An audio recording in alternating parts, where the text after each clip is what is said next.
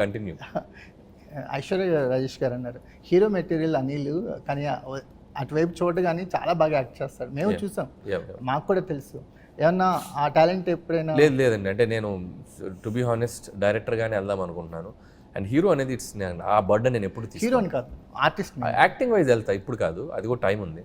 డైరెక్టర్గా మంచి ఫామ్లో ఉన్నాం, డైరెక్టర్గా మంచి మంచి సినిమాలు చేయాలి. నేను ఇంకా చేయాల్సిన జోనర్స్, చేయాల్సిన హీరోలు, చేయాల్సిన సినిమాలు చాలా ఉన్నాయి. అది కంటిన్యూస్గా వెళ్తూనే ఉంటాను. నాకు నేను బోర్ కొట్టినప్పుడు డైరెక్టర్గా, ఇంకా నాకు క్రియేటివిటీ డ్రైన్ అయిపోయినప్పుడు, ఇంకా నేను చేయలేకపోతున్నాను అన్నప్పుడు అటు వెళ్తా.